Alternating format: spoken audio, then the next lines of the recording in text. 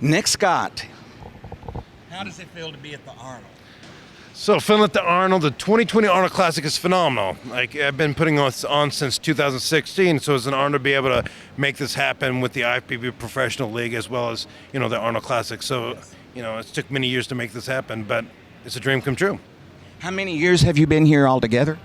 Well, including last year due to the issues and all this stuff, of the pandemic and stuff, it started in 2016, 16, 17, 18, 19, and 20, and then now here we at the 2020. But also, I added in the Arnold Classic Africa in 2017. You are a public speaker, widely acclaimed, known all over the world. And your story is so interesting because it isn't just the world-famous wheelchair bodybuilder. It isn't just the one that does ballroom dancing. It isn't just the one. But, honestly, when I hear you talk, you're also the son of a wonderful mother. You are going into high schools and you're talking to kids about bullying. You're doing all these things. Is there any certain particular hat you wear that really would represent who is Nick Scott and what is really in your heart as a person, as a man? So what I try to do is I make a difference in people's lives to make an impact, so they can be the best they can be. Yes. So regardless if it's kindergarten to high school to college or executives, I try to bring the best out of them to their potential because we all have greatness. Like I always say, we all have some sort of disability. One of mine is visible, so it's a mindset, it's a perspective, it's how we see life in a different perspective, in a different lens. Well, here we sit, but we're not alone. Someone that's known you a lot longer than I have is sitting right here, right behind us. His name is Lucas. How well do you know him? He's my best friend since 8th grade, and I like to call him Oliver. That's his middle name. Oliver. And I want to know, did you and Oliver ever happen to like the same girls at the same time? Yeah, so how it all started is like we disputed because my girlfriend in 8th grade, he stole her from me. And when he stole it from her, I wrote him a letter. Yeah, and that's how I kind of... Let me tell you, I thought this guy was going to pummel me when he found out that I stole his girlfriend from him.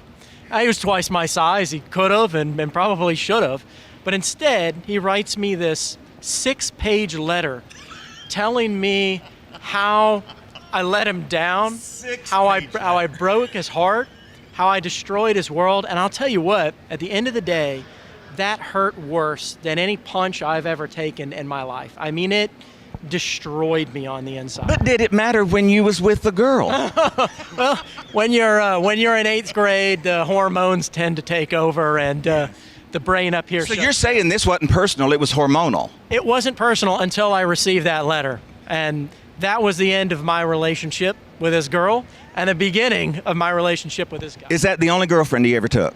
Yeah, so our friendship evolved from that. So it's safe to say that his wife now didn't start out being your girlfriend. No, but over the times, like we built such an amazing friendship. Like I'm good friends with his wife, and he's good friends with my girlfriend. So it evolved over time because to be able to do this kind of stuff, you need to have people that you can trust, and I would trust Lucas with my life. He's one of the few people in this world that I would trust him with my life. That's why he's my right-hand man. And you know what? And anybody that with any eyes can see it. You two have something beyond just a commitment in terms of being loyal and that. You guys really have a form of a covenant relationship. You got each other's back, no matter what. I want to know, what day was it when you had that horrible wreck that changed everything? So what happened was, the day of my accident, I was going to football practice. It was 1 week before my junior year of high school.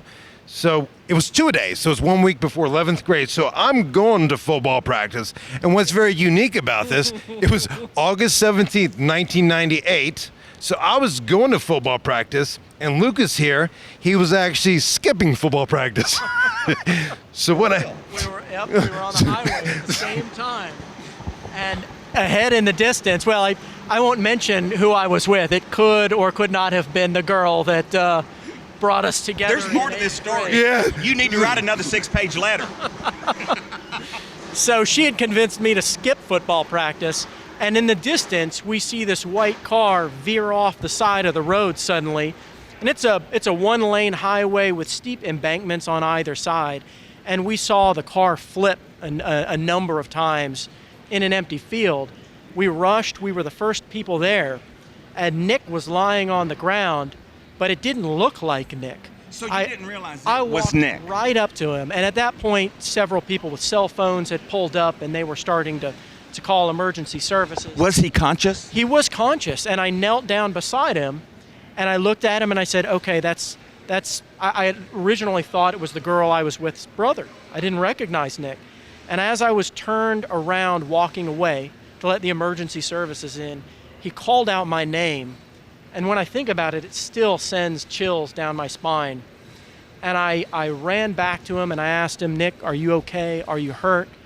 And his response was, I'm fine. I can't feel anything.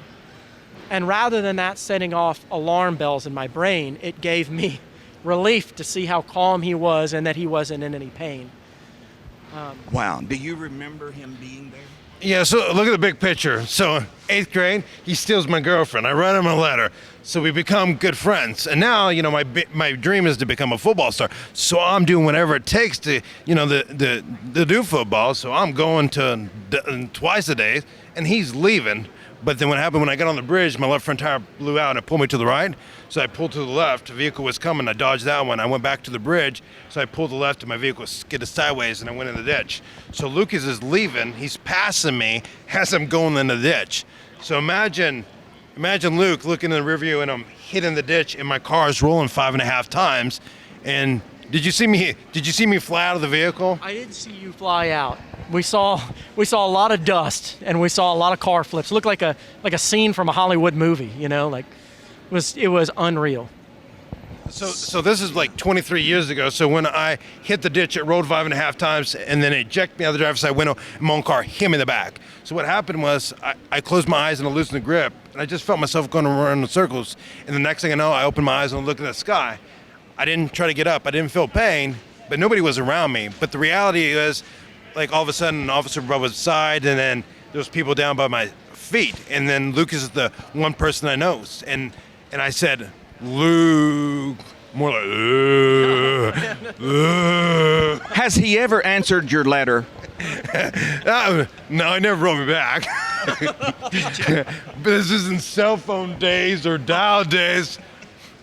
This is back in internet days. Anyway. Did you realize how hurt you were, how critically? No, just went to the hospital where they cut off all my clothes and I'm laying there naked and they put tubes in me and then next thing I know I was in a helicopter and I passed out. That's it. That's amazing. There's a book written with your story. It's one of my favorite books. What is the title of that book? It's called Journey. Yes, it is. What a journey it's been. The first time I heard you, I was with Anon Arnold. I had met him and welcomed him to America and brought him to the competitions. And he said, you know how he talks. He says, Ronnie, there's a friend of mine. You have to meet him. You will love how he talk. His name is Nick Scott. He's true success. You must go and hear him. When I walked into the room, I heard a man with a passion saying, when you've lost it all, you've really lost it all and you've hit rock bottom, you still have a rock. Until this day, I hear that in my head. Because you did not just say a rock. You knew that you had a rock that was someone special. Who was that? The one person that matters everything is my mom. So my mom is my rock, and that's why I pushed, because I wanted to be a football star to make it for my mom. So this happened, but I just realized that, to make something happen in my life. But my mom passed away going on 13 years. She passed away last February. So this is like 13 months. Yeah, 13 months. Like, Yes. Right. Yes. The people that get it, it's like 1 year and 1 day. It's the people that say in months, meaning they can't get that. But I'm okay with my mom passing because she's still with me. So Yes, she is. I just keep moving forward with my life and trying to make impact. That's what it comes down to. And I would dare say that you never disappointed her for one day. You know what? But I love your mother because she gave us the greatest gift on earth. And that is the gift of you. Because your voice is being heard on so many platforms through so many ways. I know your lady, your special lady, Tala. My sister is in love with her cheesecake. It's keto. Yeah, so My girlfriend's in Seattle right now getting prepared. We go back and forth for Texas. That's where I live right now. And so we'll be doing events. So she gets an event coming up in about 2 weeks. While you're CEO of Wheelchair Bodybuilding, you're also doing so many other things. How do you know which one to be on what day? So there's multiple things, but what it is, Wheelchair Bodybuilding Corporate is actually a 501c3 C3 nonprofit So it is tax exempt. Right. So I founded it in 2008. So there's a board and a committee, and I'm the president, CEO, but Lucas is the vice president, because what happens is, and there's a couple other people, but what happens is you could actually get voted off. So if Lucas actually got the committee, they could kick me off the board. That's how it works. You know, I had a compliment. One time I was compared to looking like you. I had a good friend, he doesn't see real well, and he was walking through, and I had the picture laying of you of before and how you look now, but he thought 2 pictures. He says, what are you doing with that picture of you and that Nick guy that you go to these meetings with? He thinks I'm your before picture. So that's the only time I had the compliment, but I took it as a compliment. How soon after your accident did you know you would be doing now what you're doing? I didn't. It just unfolded from being a football star to an accident to being a powerlifter, and then eventually graduating with my bachelor's, then eventually just saying, hey, I want to compete. And then Lucas actually went to my first competition. I lost. I was mad. But that night, I was like, I want the world to know about it. And nobody believed in me. But I said, I have this vision. I'm going to let the world know. I was laughed at, but here we are 16 plus years later with JC, Paul, Lucas, and Yes. you brought in, and multiple people. It's a team. It's a team effort, because Yes. without the team, this is impossible. So. Well, I do believe in you, and I'm with you. I'll support you, and I want every friend I've ever had or known to hook up with what you're doing, because you are making a difference. You're not only successful, you're significant. You make a difference, and that's the one I like best. Winding up, are you surprised to see Nick Scott juggling all these things he's juggling? Absolutely not. What was he really like before the accident and then compared to now? So Nick, as long as I've known him, has always been the embodiment of commitment and devotion. Anything that Nick has ever said that he would do, he has delivered on. It doesn't matter how small or how large or how insignificant somebody may perceive it. If it's important to Nick, he'll find a way to get it done. And he's been there with me through thick and thin. He's helped me through thin more times than I can count. And I wouldn't have had the successes that I have in my life and the overall quality of life had it not been for Nick and that devotion and that commitment to not just himself and his cause, but to those around him and those that he loves. So no doubts whatsoever that whatever Nick sets his mind to, he will achieve. How did you feel the first time you watched a motion picture that was made from his story? It brought me to tears the first time I saw it. I mean, we lived it. I felt like I lived it with him. I mean, obviously not nearly in the way that he did, but it was emotional. It was emotional to see my best friend laid up like that. It was emotional to see all of the struggles and the trials and tribulations he went through. It was emotional to see his football career come to an end. And so it was a tidal wave of emotion seeing that, reliving that experience. But, at the end of the film, I got to reflect on what he's done with his life and the success that he's become regardless of those incidents. And it's moving, and it's a reminder every day. Wow. So to really wrap this up, so what it comes down to is, people ask me all the time, is like, if you can go back to the day of your accident, would you go back? And the answer is no, I wouldn't take it back, because that day I was given a gift, and that gift is a second chance at life. So I take the best of my ability to make something of this. And the most important thing of all this stuff is, like, people ask me, like, can this really happen?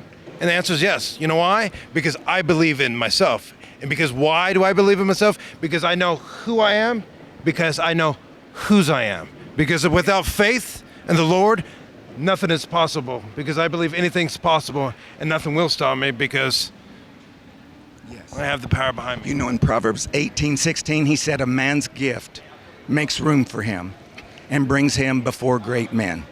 I think I think that would definitely be your scripture.